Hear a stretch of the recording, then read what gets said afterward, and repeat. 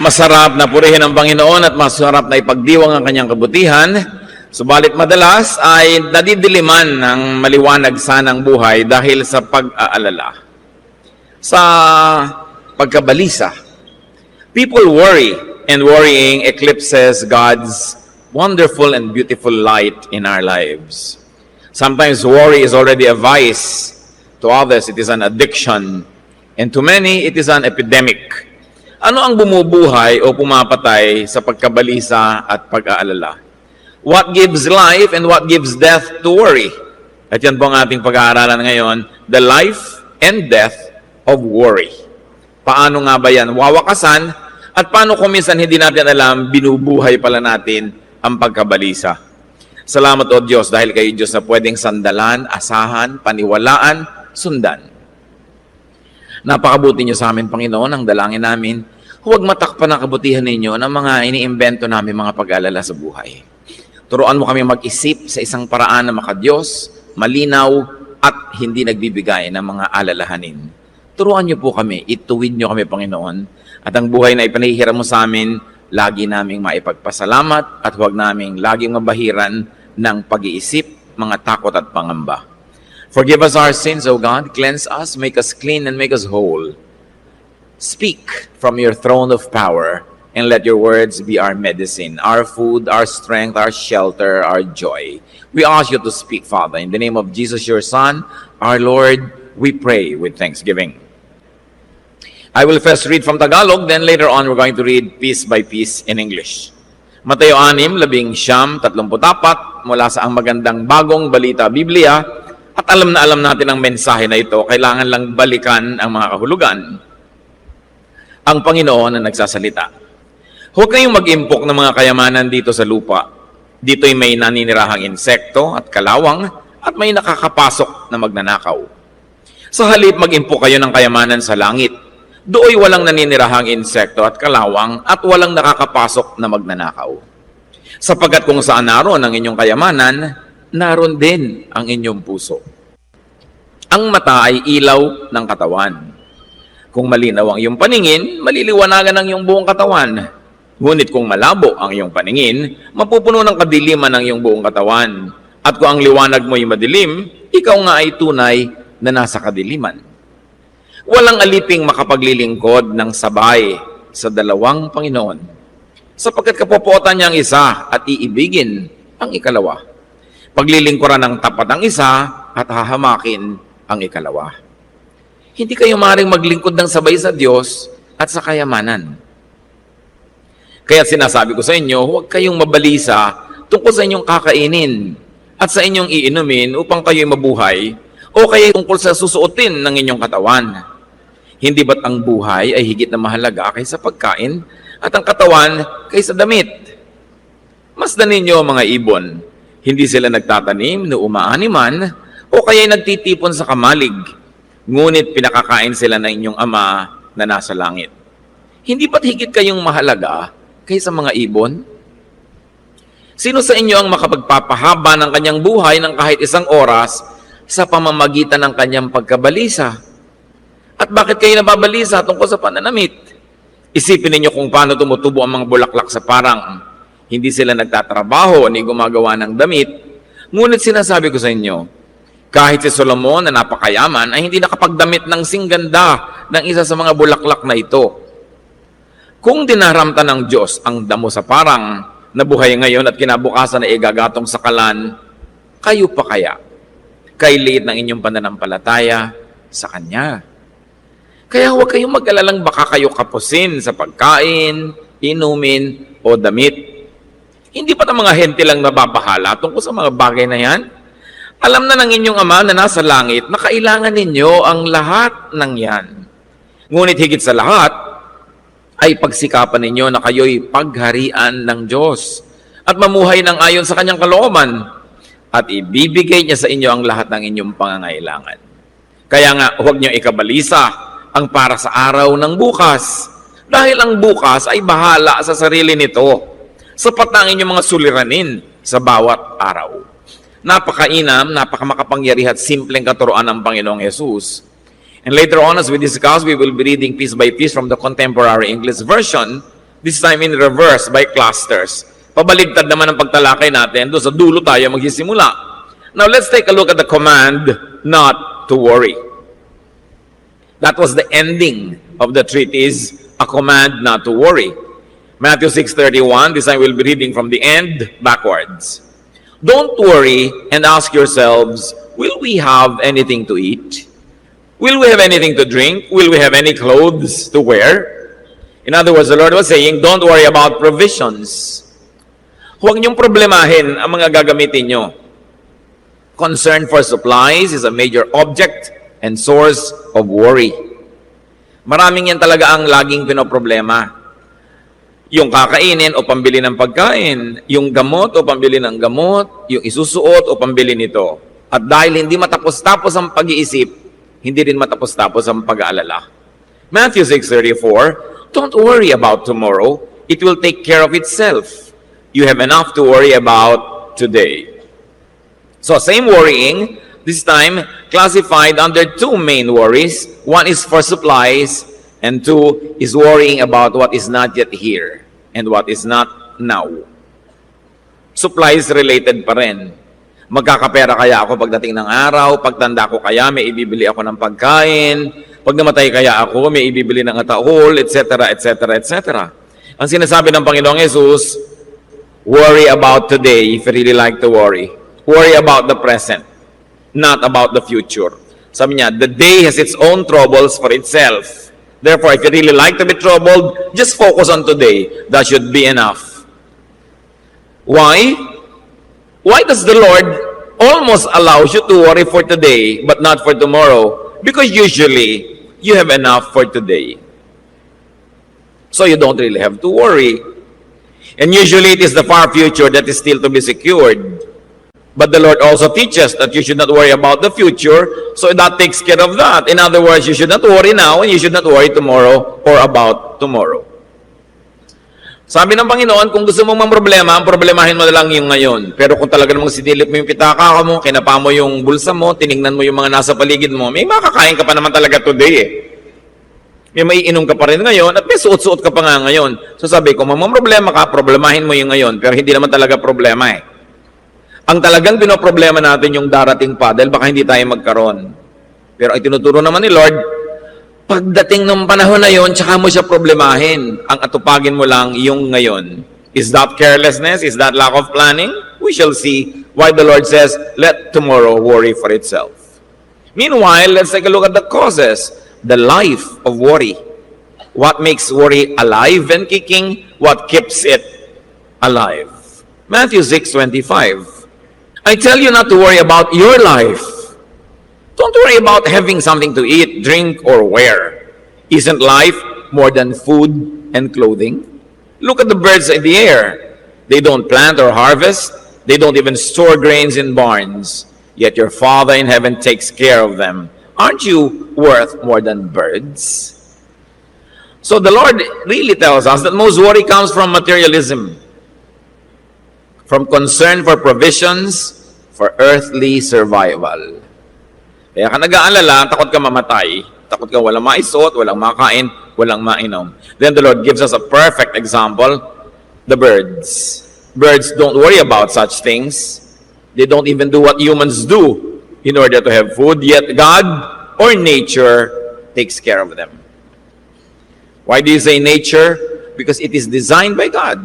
Nature was designed by God, and it's according to the laws of nature. The birds will not have to do agriculture. They will eat.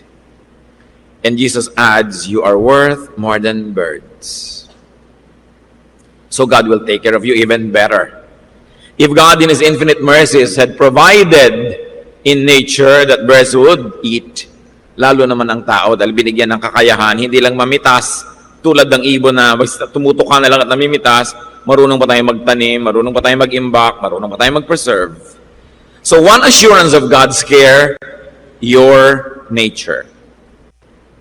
Bakit sinasabi na, huwag kang mag-alala tungkol bukas. Yung bukas, mag-aalala para sa sarili niya. You know why? Because you were designed to survive. Your nature was designed that you would survive. Ano yun? Pag dumating na yung gutom nyo, kahit kailan yon, siguradong gagawa kayo ng paraan para kumain. Pag dumating na yung panahon na kailangan ninyo ng medical attention, gagawa kayo ng paraan. Kahit saan pupunta na lang kayo, kahit sino tatawagin ninyo. Kasi nilikha tayo ng Diyos na talagang aalagaan natin ating sarili. Dagdagan nyo pa ng mga taong nagmamahal sa atin, natutulong mag-alaga sa atin kung tayo'y nangangailangan. Yun ang assurance ng Diyos. Huwag ka mag-alala. Hindi ka mamamatay nang walang permiso ng Diyos. Marami nga nagtatangka pa magpakamatay, nabibigo lang eh. Kasi hindi pa talaga pwede. Meron naman gusto-gusto pang mabuhay, pero yun na lang talaga, hanggang doon na. So, hindi mo dapat ikatakot yan. Nilikha ka ng Diyos na pagka biglang mainit yung nahipo mong plancha, aalisin mo yung kamay mo kahit hindi mo isipin. Kasi mahal mo yung buhay mo. Nilikha ka ng Diyos na gusto mong i-preserve lagi yung buhay mo. So pag dumating yung mga need na yan na kinakatakutan mo ngayon, pagdating nun, siguradong may abilidad ka para gumawa ng paraan. O kung hindi man, yung mga nagmamahal sa'yo gagawa ng paraan. So don't worry about it. Ang isipin mo na lang yung ngayon. Pero kung yung ngayon lang naman talagang iisipin nyo, wala naman kayo dapat isipin dahil meron naman, di ba? Kahit na paano makakaraos yung araw na to. Kaya ang itinuturo sa atin, hayaan mo lang makaraos tong araw na to. Pagdating ng bukas, tsaka mo uli harapin yung bukas. Most worry comes from fear of not having or from losing things that you already have. Pero sa tamang oras, kikilos at kikilos ka. Nakita niyo yung mga magulang na talagang maabilidad, masipag. Kahit wala talagang pera, nakaka-enroll ang anak sa panahon ng enrollment. Nakakagawa ng paraan. Pag talagang napuputulan na ng kuryente, nagagawa ng paraan para makabayad. At kahit pa nga bypass operation, heart bypass, nakaka-raise pa rin ang fund kung talagang kailangan, basta determined ka na gawin. Kasi imprinted na sa buhay natin yon that we will preserve life. So bukas, pag may kailangan ka, aalagaan ka ng sarili mo at ng iba. Huwag mong problemahin ngayon. Likas yan sa'yo. It is written in natural law. Most worry also comes from obsession about the future. Gusto nating tiyakin yung malayo pa. Hindi natin alam ang nandun kung ano man yun, pero alam yun ng Diyos at nandun din ng Diyos. Kaya sabi ni Lord, don't worry about tomorrow. It will take care of itself. You have enough to worry about today. Huwag mong problemahin yung bukas. Yung lakas mo para ngayon, kasya lang para sa problema mo ngayon. Magaling kasi ang Lord sa arithmetic. Kung ano yung ibibigay sa yung load ngayon, yun din ang kakayanan mo. Bukas, yung problema mo, may kakambal uling kakayanan yon. Because the blessings of the Lord are new every morning. Hindi mo pwedeng kunin yung blessing ngayon, tapos paghahatiin mo para sa need ngayon at need bukas. Eh, di kalahati lang yun. Eh, isasama mo pa yung next week, next year, kumonti na ng kumonti. Yung ngayon yan. I'm not saying that we should live for the present only, na yung isang kahig, isang tuka, lifestyle. But what we're saying is, yung hindi mo kayang isipin, huwag mo nalang isipin. Total, hindi mo naman kaya yan. But when you come down to it, most worries really come from lack of faith and lack of trust in God. Matthew 6:28-30. Why worry about clothes? Look at the wild flowers, how they grow. They don't work hard to make their clothes. But I tell you that Solomon, with all his wealth, wasn't as well clothed as one of them. God gives such beauty to everything that grows in the fields, even though it is here today and thrown into a fire tomorrow. He will surely do even more for you. Why do you have such little faith? Mahilig ang Diyos sa maganda. Kahit damo, pinapaganda. Kahit bato, maganda. Kahit kabibe, maganda. So ikaw, liban na lang papangitin mo ang sarili mo, natural gaganda ka. Liban na lang payagan mo na pumangit ka, dahil pinoproblema mo yung hindi mo dapat problemahin, iniinis mo yung sarili mo lagi ka nag-aalala, ikaw nang may kasalanan nun. Kasi nilikha ka maganda at nilikha kang paganda ng paganda. Hindi naman ibig sabihin ng paganda, ibig sabihin na ipabata ng pabata. Dahil gumaganda ka rin kahit ka nakakaedad, iba naman yung ganda nun. Baliwala ang mag-alala. The uselessness of worry must be very obvious. Matthew 6:27, can worry make you live longer? Oo nga naman. Sabi sa binasa natin kanina, sino naman sa inyo ang sa pagkabalisa ay nakapagpahaba ng buhay nyo kahit isang oras lang? The obvious answer is none and no. Worry does not add quantity nor quality to life. In fact, it does the opposite. Sa halip na pahabain ng pag-aalala ang iyong buhay, pinapaiksi. Sa halip na pagandahin ang iyong buhay, pinapapangit. Don't worry because God will take care of you more than He takes care of plants and animals. Ikaw nga, meron ka espiritu ng Diyos na inilagay sa'yo. Di lalo ka ng mga alagaan. Don't worry because God will take care of you more than you worry about and take care of yourself. Ang totoo niyan, mahal na mahal natin sarili, di ba? Pero merong mas higit na nagmamahal sa atin kesa sa sarili nating nagmamahal sa sarili natin. At yun na yung Diyos. God loves you more than you love yourself. Pag nakaupo ka ba dyan, iniisip mo ba, papipintigin ko ang puso ko? Diba? Hindi. Hindi mo naman ginagawa yun eh. Dinesign ka na nga ng Diyos para mangyari yon. Naisipan mo ba yun? No. Pag ba natutulog ka, nakakatiyak ka magigising? O ginigising ka ng Diyos pag orasan ng gisingan? O may maingay dyan, sa panganibang yung buhay, umuulan, nabasa ka na pala, sa labas ka natulog, magigising ka eh. You know, yung ginagawa lang ng Diyos sa atin, yung tulog ka na nagigising ka, siyempre hindi naman ikaw ang gigising sa sarili mo dahil tulog ka nga eh. So binabantayan ka, inaalagaan ka ng Panginoon. So why worry? Matthew 6:31, don't worry and ask yourselves, will we have anything to eat? Will we have anything to drink? Will we have any clothes to wear? Sa inabahaba ng buhay nyo na ito, nangyari na ba na dumaan ng 24 oras sa talagang wala kayong makain ni mainom?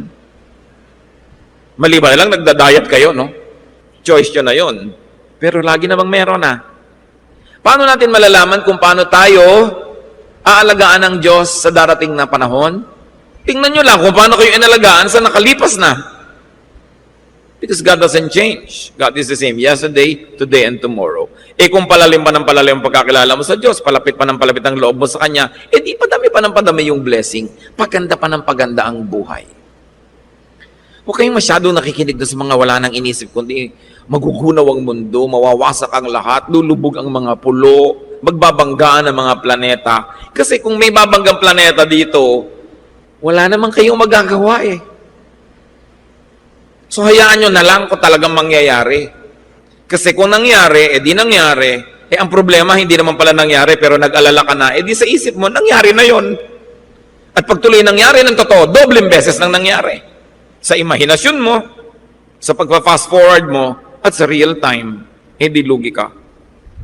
Why should you not worry about what you should eat? And what you should drink? Because this is God's worry. Problema yon ng Diyos. Pag meron ba naman isang bansa, kinuha ka na member ng kanyang army, problema mo ba kung paano magkakaroon ng kanyon? Problema mo ba kung paano magkakaroon ng aeroplano? Di problema yun ng bansa. Ang problemahin mo lang yung nandun ka, present, loyal, masipag. Because our needs is God's concern. That is His part. That's why Jesus can say, don't worry. Sa palagay niyo ba, binobola tayo ng Panginoong Yesus, dinadaya tayo, nagsisinungaling siya na, huwag kang mag-alala. Pag sinabi niyang huwag kang mag-alala, may dahilan. Alam niya na hindi mo dapat alalahanin. So ang tanong, pati pinagpipilitan mong alalahanin yan? Your part is to be a good bird or grass, according to his metaphor. Your part is to do what you could and what you were made and commanded to do. The Lord's part is to take care of you. Tulad nung ang mga disipulo ipinadala ng Panginoon, dala-dalawa, mangaral sa iba't ibang malalayong mga bayan-bayan. Anong sabi niya sa Luke 10:3-4? Now go. Don't take along a money bag or a traveling bag or sandals. So niya, sige, magturo kayo. Ako nagpapadala sa inyo. At huwag na kayong magbaon pa ng pitaka, ng kung ano-ano mga abubot. Bakit? Ipinangako ng Panginoon, kung ginagawa nyo, inutos ko, nagtuturo kayo, nangangaral kayo, akong bahala sa inyong kakainin, sa inyong titirhan. Kaya sabi niya, pag nangaral kayo sa isang bahay, naramdaman ng espiritu nyo, na ang espiritu nila at espiritu nyo iisa, doon kayo tumira. will take care of you. Pakakainin kayo. Ang mga nakikinig sa inyong pagtuturo, ang siyang magpapakain sa inyo, ang siyang magpapabahay sa inyo, ang siyang magbibigay ng mga sandalyas nyo kung pudpud na. Dahil ganun, ang kalooban ng Diyos. Kaya malakas ang loob ng Panginoon, sabihin, huwag nyo alalahanin yan. Solved na yan eh. Just do your part, I'll do mine. So ang dapat nating inaalala, kung talaga mahilig kayo mag-alala, tinutupad ko ba ang kalooban ng Diyos sa aking buhay? Sinusunod ko ba ang kanyang kagustuhan? Am I obedient to God? Am I in my right place at the right time, doing the right thing? Because if you're doing that, blessings will come your way. Merong isang napakahirap pigilin na kapangyarihan. And this is the force, the power, the energy of God's blessing. You cannot refuse it, you cannot avoid it if it's for you. Ang mahalaga lang, ilagay mo yung sarili mo sa tamang lugar. Now, how about the death of worry? Paano ililibing ang pag-aalala? Kasi pag hindi yan ang inilibing mo, ikaw ang malilibing. Paano yan pinapatay at pinupuksa? Colossians 3:5, put to death therefore whatever belongs to your earthly nature. Dito sa Colossians, hindi sa isa ko ano-ano yung mga earthly nature na yon, pero generally and universally, it is just saying kung ano yung hindi likas sa yung spiritual nature, nando lang sa yung earthly nature, tanggihan mo, alisin mo. And worry is one of that. Worry is earthly, it is not heavenly. To fear, to be afraid is earthly, it is not godly. Matthew 6:32-33, Jesus continues, only people who don't know God are always worrying about such things. Nakita nyo, ang pag-aalala, para lang doon sa mga hindi talaga malapit sa Diyos. Your Father in heaven knows that you need all of this. Diyos ko, kailangan ko po ng kakainin. Alam ko, sabi ng Diyos. Diyos ko, enrollment na po sa June. Alam ko lalo. Diyos ko, malapit na po ang tag-ulan. Alam ko, ako nagpapadala ng ulan. Diyos ko, may sakit po ako, lalo namang alam ko. So bakit, why inform God? And then why ask God to do something that He's already promised He would do? That He'll provide. Ang problemahin mo na lang, ilagay ang sarili mo sa tamang frame of mind, sa tamang lugar, sa tamang panahon. But more than anything else, sabi ni Lord, put God's work first. And do what He wants. Then the other things will be yours as well. Itong atupagin mo sa buhay. Unahin mo ang kalooban ng Diyos. Pagharian ka niya, maging makadiyos ka, matuwid ang liko, maliwanagan ang madilim, itama ang mga mali, maglingkod, gawin ang misyon na iniaatang sa iyo ng Diyos. Do your part. At sabi ni Lord, naturally, automatically, all of these things will be added to you. So know God more deeply, more personally, more intimately. Yan ang sagot natin sa pag-aalala. Only one thing occupies one place at one time. That is the law of impenetrability. So if you fill your mind with worry, there's no space for God. Inversely, when you fill your mind and your heart with God, there will be no more space for worry. The more worry, it means the less God there is in your life. The more God there is, the less worry there will be, because only one thing occupies one place at one time. Kaya ang sabi niya sa Matthew 6:24, you cannot be the slave of two masters. You will like one more than the other, or be more loyal to the one than the other. You cannot serve both God and money. Or what the Lord is saying, in other words, also, you cannot fill your heart with godly things and at the same time fill your heart with material things. Kailangan pumili ka kung sinong ilalagay mo sa loob ng puso mo. Mga kapatid, pagka tayo natutokso mag-alala, mabalisa, anong ginagawa nyo? Kung eto na si Mr. Balisa dumarating, kasama si Miss Pag-aalala, kasama ang familia problema, at ang barangay fear. Kumakatok sa gate nyo, pagbubuksan nyo ba? Pauupuin ninyo? Sabihin, dito na kayo, mamalagi ng matagal. E-entertain ninyo? No, pinapalayas nyo agad dyan. Sabi sa Bible, resist the devil and he will flee from you. And if worry is not of God, then it is of the devil. When worry comes, resist. Tanggihan nyo. Hindi naman natin maiiwasan nadapuan tayo ng pag-aalala. Para kasing hangin yan. Pero pwede nyo namang itaboy pag dumapo na at naalala nyo, uy, pag-aalala pala itong dumadapo sa akin. Pagka naisip ko, ano kaya mangyayari 5 years from now? Ano kaya mangyayari next month? May kakainin kaya ako? Meron kaya akong ganito at ganon? Lalo pag nakakakita tayo ng mga taong hindi kumakain. Pag nakakita tayo ng mga may sakit, nakakita tayo ng mga miserable, ayoko maging ganon, ayoko maging ganon. May ibang dinadala yon kaya ganon at hindi naman kayo yon ang atupagin natin. Lumapit sa Diyos, manalangin, magtiwala. At lalo, kung may nagawa kayong mabuti sa inyong buhay, aani naman kayo siyempre pagdating ng panahon na kayo wala nang mabunga, yung bunga ng katabi ninyo na tinulungan nyo at dinilig ninyo, inyong binungkal at nilagyan ng fertilizer, makakaparte rin kayo sa bunga noon natural.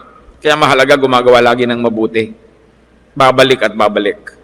So, do and worry about your part. Actual service. Kaya serve, prioritize God. Bakit?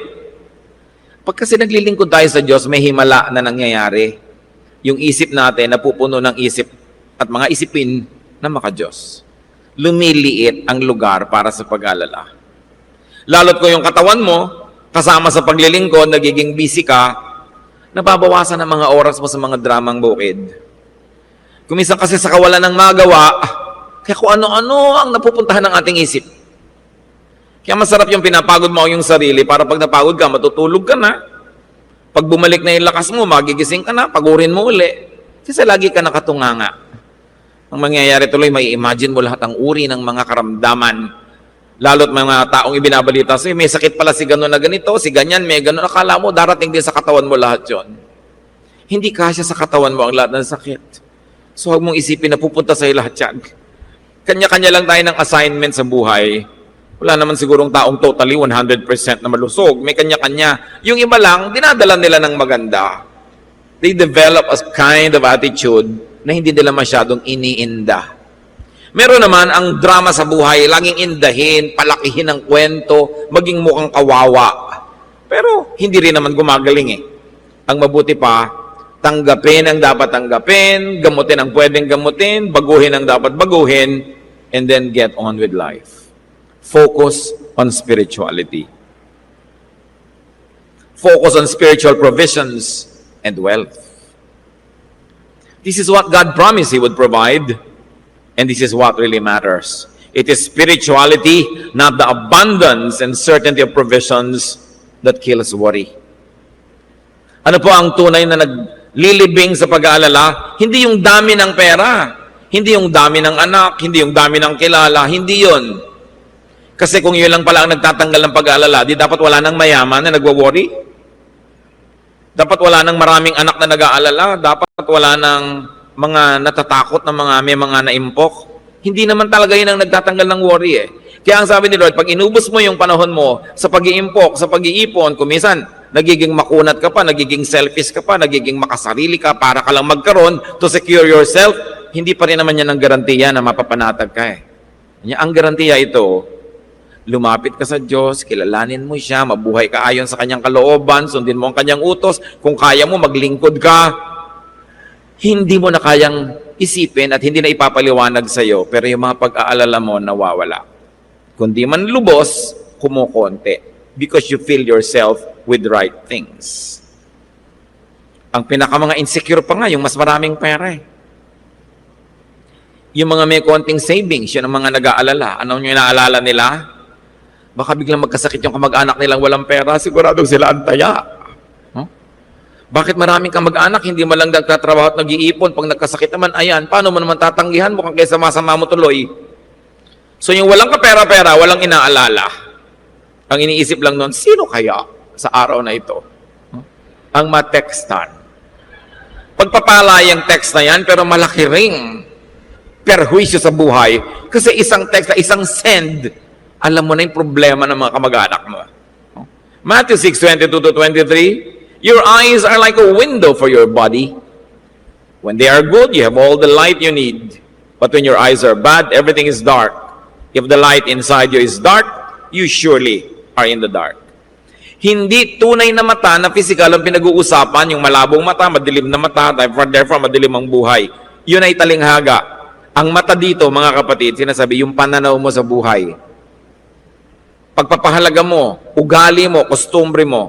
Kung yung mata mo, materialistic, magiging materialistic ang iyong buhay. Kung yung mata mo, paningin mo sa mundo, madilim, nakakatakot, matatakot ka talaga.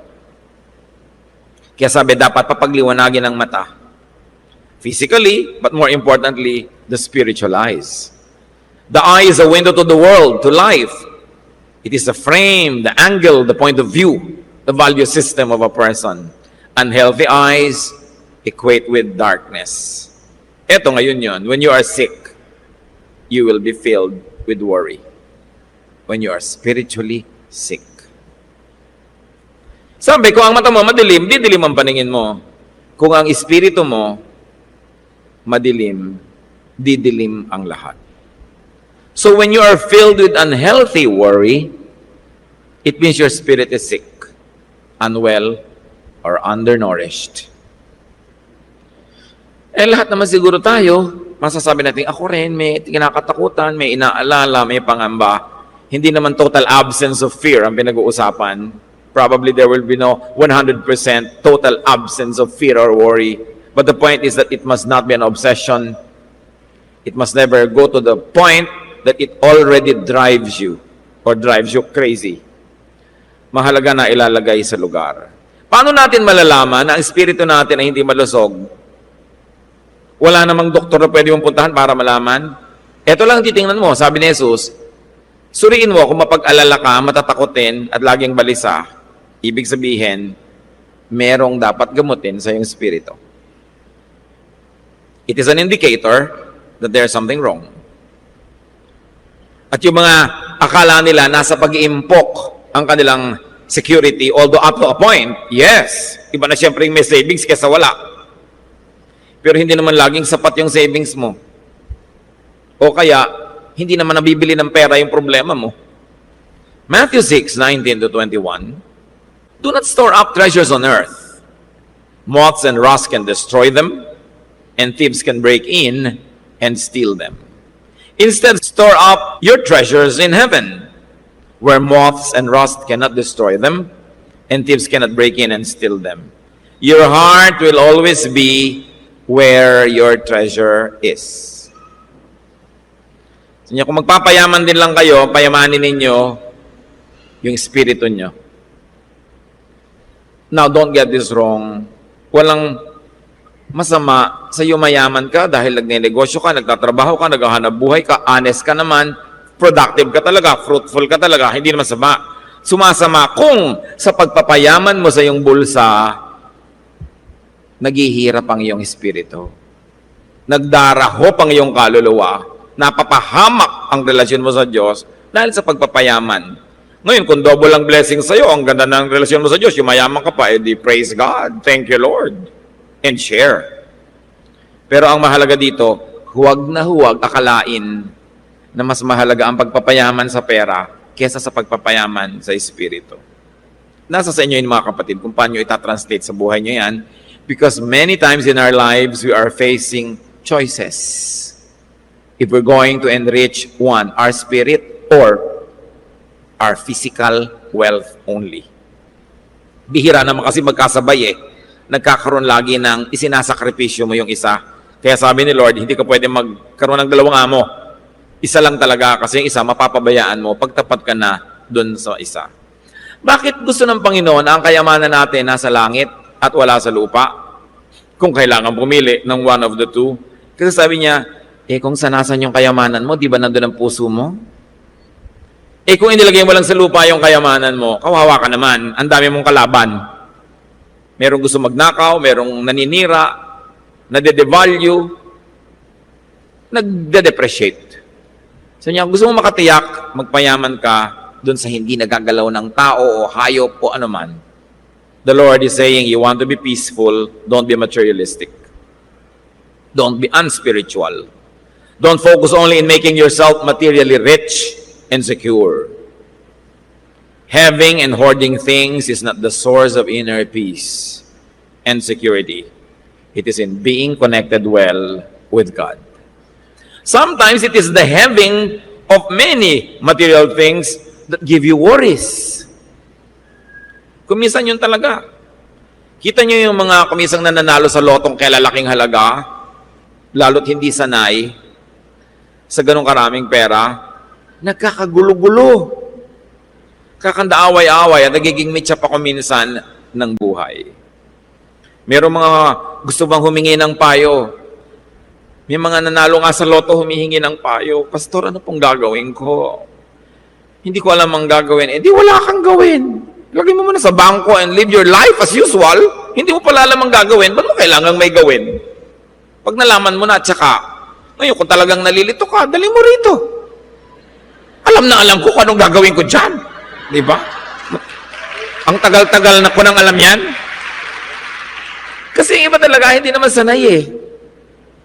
So, bakit mo ibahin? At saka, dumadami kasi kamag-anak mo pag nananalo ka sa ganyan. Dumarami ang may interest. Lahat naman, sabihin, ang dami mo naman, bigyan mo kami. Ang mga tao naman kasi ganun eh, kahit hindi sila naghirap, pag nagkaroon ka, akala nila, dapat meron din sila. Hindi naman sila kasama sa hirap. Kaya pagka kayo may ganun, yumaman kayo sa negosyo, yung mga iba, akala mo may karapatan. Teka, namuhunan ka ba rito? May kasama ba kita nung naghihirap ako tungkol dito? Kung hindi, bibigyan kita kung gusto ko, pero hindi ko obligasyon yan. Sabi ni Solomon, as goods increase, so do those who consume them. Habang dumadami yung pera, dumadami yung gumagasta, gustong makihati, at lumalaki rin ang gastos. Kaya mga kapatid, kung meron tayong mga kamag-anak na nag-abroad o nagnegosyo, yumaman, dumami pera, huwag yung isipin na mas marami siyang extra ngayon na dumami ng income niya. Kasi usually, lumalaki rin yung gastos. Hindi mo rin mapaghanapan kahit dumami yung pera dahil dumami din yung gastos. Dati nung araw, pag meron silang picnic, meron lang silang isang dalang balding fita o lapasita biscuit. Aba ngayon, siyempre, croissant na yung baon. Kahit magkakangongongo ka sa croissant, di croissant. Kasi may pera ka na eh. So, mahal na yun. Naiiba talaga. Hindi mo common lumaki yung sweldo, may extra. It's not true. Madalas nga, lumalakas pa tuloy ang loob ng mga utang dito at mag-utang doon. Mas kapos pa eh. So, focus on making yourself spiritually rich and secure. Make spirituality your treasure. Hindi madali mag-relate dito, kung magiging honest tayo, na gagawin mo yung spirituality mo, yung treasure mo. Pero maniwala na lang tayo kay Lord. Sabi niya, gusto mong tahimik ang buhay mo, payamanin mo ang iyong spirito. Put your treasure in heaven. Make heaven your treasure, and your heart will be in heaven. Meanwhile, put your treasure on earth. Make the earth your treasure, and your heart will be on earth only. Abot ng lahat ng salot dahil nandito lang sa lupa. Earth is full of insects and thieves, according to the Lord. Matthew 6:25, I tell you not to worry about your life. Jesus continues, don't worry about having something to eat, drink, or wear. Isn't life more than food and clothing? Symbolic ang mga languages dito mga kapatid. Pag sinabing huwag ka mag-alala tungkol sa iyong kakainin, iinumin at isusuot, kasama na doon ang lahat ng bagay na inaalala natin na ilalagay sa loob ng ating sikmura o katawan. Parang drink and food. Pinapasok mo sa katawan mo, kasama din yung dumadaan sa swero, dumadaan sa gamot. Lahat ng ipapasok mo niyan. Huwag mo alalahanin yan.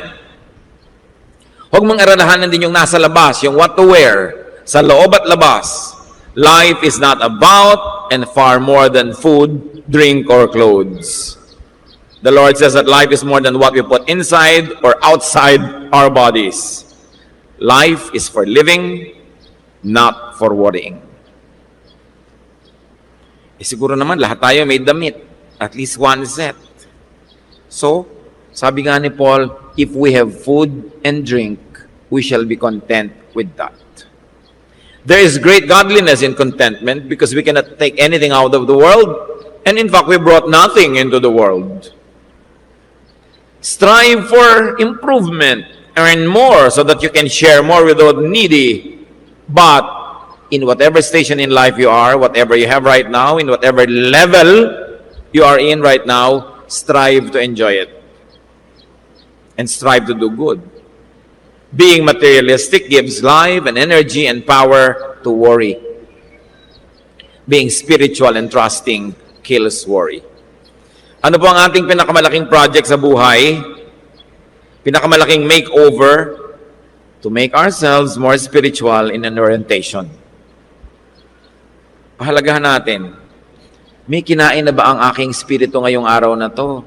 Nakapagbasa na ba ako ng Biblia? Nakapakinig na ba ako ng mga salita ng Diyos? Kasi kung pinapakain natin yung spirito, kaya nating lampasan ang lahat. Kahit pa nga yung katawan, hindi kumain. Nakita niyo ang Panginoon nung siya ay napag-isa doon sa ilang. He focused so much on prayer to the point that he was not able to eat for 40 days. Pero huwag niyong gayahin kasi si Lord naman yon.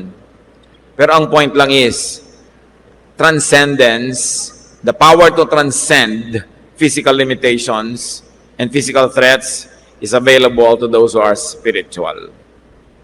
A vast majority of poor people don't have enough. Nagkaroon po ng isang survey na halos 80% to 85% ng lahat tao sa planeta na to ay maiko-consider na poor. Pero poor or rich, namamatay din. Pag pinahiram ka ng Diyos ng buhay, 40 years, 50, 60, 70, 90, 100 years, mayaman ka mat mahirap, humahaba o umiigsi yung buhay, walang kinalaman yung yaman mo o hirap mo. Bagamat, up to a point, some money helps extend, your health. Pero, kung totoo yun, di dapat wala nang namamatay na mayaman. Dapat wala nang nalibing na pharaoh. Wala nang namatay na mga emperor. O ngayon, mga super yayaman, wala na dapat mamamatay kung talagang may kinalaman niyang pera sa pagpapahaba ng buhay. Minsan nga, yung mahirap, mas mahaba pa buhay Sobra kasing sanay na sa mikrobyo, hindi natablan. Yung laki sa luho at yaman, konting alikabok, meron na agad na kailangan na ng bypass. Kasi sobrang nagiging sensitive. Both rich and poor live. Both die. At yan ang observation ni Solomon. Sabi, kahit naman gaano ko katalino, yung mga mangmang dyan, pareho rin ang kakauwian namin Mamamatay din kami. So sabi ni Solomon, etong mahalaga ha, ano man ang laman ng bulsa mo, o wala man o meron, ano mang edad ka, ano man ang narating mo sa pag-aaral, etong gawin mo para makinabang ka sa buhay. Do good and enjoy life. Yun lang yun. Hindi mo hawak yung bukas, so mag-enjoy ka na lang ngayon. Para pag namatay ka mamaya, wala kang pagsisihan, lang enjoy ka naman. At gumawa ka na mabuti. Remember, enjoyment, not at the expense of your godliness. Kailangan laging ganun. Ang trato mo sa bawat araw, baka ito na yung huli, hindi ka dapat malungkot. Sabi mo, baka ito na yung huli, I will do the best I can, I will do the good I can, and I will enjoy whatever there is to enjoy. Ngayon, kinabukasan, buhay ka pa, ay, may iba na naman, may isa na naman. So, pasalamat ka ng pasalamat bawat araw. Kasi sineselebrate mo Hindi yung pag medyo may edad ka nating lulubog ang araw, naku, isang araw na naman ang nalagas at tangkay ng panahon, lumalapit na yata ako sa pasyam. Ang lahat naman pumupunta dyan Pero ang point, yung wala kang pagsisihan, that you lived your life. That you did what you could, you loved who should be loved, and you enjoy what God allows you to enjoy. Marami sa atin, mga kapatid, aminin man natin o hindi, takot mamatay. So bagay, sino ba naman ang gustong-gustong mamatay na siya? Kahit pa nga to die is gain, gusto natin to live is Christ, di ba? Habang pwede pa. Pero kahit naman matakot kayo, darating din yun So, kung everyday, alam niyo ang tao, minsan lang mamatay ang katawan niya, minsan. Pero pag araw-araw, iniisip niyo yon, ang daming beses niyo nang namamatay.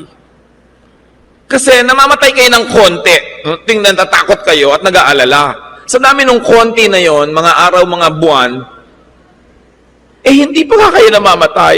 Pero naranasan niyo na lahat yung mga takot. Yung iba natatakot malagay sa atol dahil daw baka masikip. Ayaw nila ng suko. Gusto nyo, king size. Mahirap ka lang nga ilibing. Kasi mahirap dalin yung king size sa ataol. Gusto maluwag. Yung iba pa natatakot malibing, kaya gusto lang na nakalutang yung nicho para daw hindi claustrophobic. Alam niyo kung bakit hindi dapat katakutan yan? Sabi sa Bible, lahat ng tao haharap sa Diyos. Paano ka haharap kung nasa ilalim kang lupa? Paano ka haharap kung nado ka sa loob ng bote o jar? Katawan mo lang yon, pero hindi ikaw yon. Haharap ka, yung tunay na ikaw, yung spirito. Ang spirito, lalo't nasa Panginoon ka, hindi namamatay. Nakakatakas lang sa katawan, nakakawala sa kulungan na ito. Kaya sinasabi ng mga espiritual, isang malaking kapakinabangan. Pero dahil hindi tayo espiritual, ayaw pa natin ng ganong pakinabang, di ba?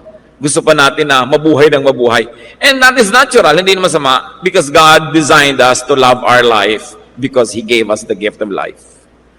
Ang point lang ito, kung kinukuha ka na, di sumama ka na. Ngayon, kung hindi ka pa kinukuha, huwag mong isipin. Kasi kahit isipin mo ng isipin, hindi ka pa kukunin kasi hindi ka pa nakaschedule. Kailangan yung buhay na ito, huwag mong sayangin ka, iisip doon sa hindi pa nangyayari. Kung anong nandyan, enjoy it, whatever it is. Live for the day. Worry only about today. Because when you really think about it, what you have in your hands today will see you through today. Kasya naman. Sobra pa nga. Bukas, ibang blessing na naman. The blessing of the Lord is new every morning. Kaya ang prayer, give us this day our daily bread. O binigyan ka ng Panginoon ng tinapay mo na pang today, hinahati mo lang. O ba't kalahati lang po kakainin nyo? Magugutom kayo niyan. Para bukas tong kalahati. Bukas, inang, may tinapay uli. Kainin nyo na buo ngayon. Tulad ng mga Israelites, sinabihan sila, pag Sabat, pagka kumuha kayo ng mga mana, yung kakainin nyo lang, huwag yung pangbukas. Yung iba nagsisiguro, di ba? Alam nyo kwento?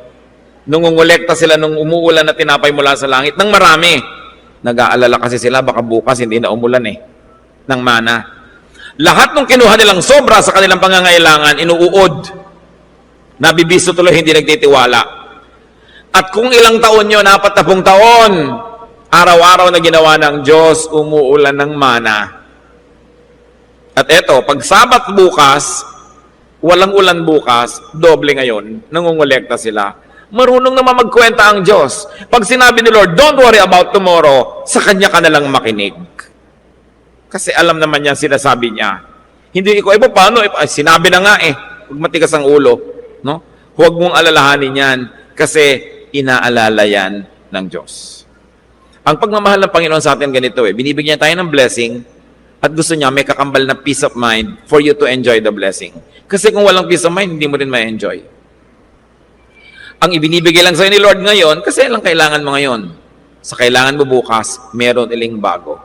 Give us this day our daily bread. Magtiwala. Isang hakbang, hindi isang malaking talo ng buhay. Pinagdugtong-dugtong lang yan na maraming mumunting hakbang. At bawat hakbang na yon, pwede tayong sumunod sa Panginoon. Don't worry about problems because they have solutions. Mga kapatid, makinig kayo, bawat problema may solusyon. Pastor, bakit po yung problema ko walang solusyon? Walang solusyon? Sure ka? Sure po. Di hindi problema yon. Wala palang solusyon. Ang problema lang, yung may solusyon. Ngayon, pag walang solusyon, yakapin mong buong buo kasi hindi problema yun. So, may isip mo, wala naman palang solusyon ito. Hindi ito problema. Kasi ang definition ng problem, it must have a corresponding solution. O kaya, hindi mo palang naintindihan yung solution yan. Isipin nyo lang yung kaya nyo solven. Pag hindi nyo kayang solven, ipasa Diyos nyo.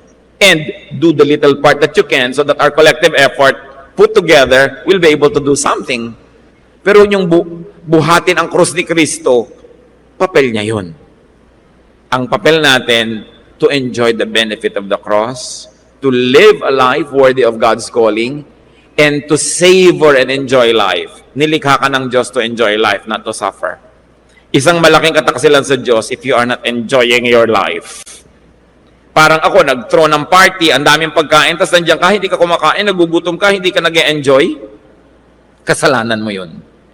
Pero kung ina-appreciate mo ang Diyos, papasalamatan mo siya sa ibinibigay, i-enjoyan mo yon at i-share mo pa sa iba. Ama namin, gusto naming mabuhay ng payapa, tahimik, hindi kami lagi nag-aalala, natatakot. Turuan mo kami na punuin na aming puso ng pagtitiwala, pag-iisip ng mabuti, paggawa ng mabuti, at huwag bigyan ng puwangang kaaway na takutin kami at bigyan ng mga kabalisahan. Sayang ang bawat minuto na nauubos sa pag-aalala. Turuan mo kami ng mga minutong ito gamitin sa paggawa ng mabuti, sa pagpapasalamat sa inyo, at sa paglasap ng buhay na gusto nyong malasap namin. Turuan mo kami, Lord, to discipline our minds. Teach us, Lord, to control our thoughts. Put every thought captive to the name of Jesus, to reject this temptation to worry, and to accept the beautiful things that you like us to enjoy every day. Magbulay-bulay tayo mga kapatid in silent prayer. Let us review our lives and let's review what makes us worry. In the name of the Lord, drive them away from your life and prepare for a much happier, much more peaceful life, trusting God. Sa sandali, tayo manahimik at manalangin.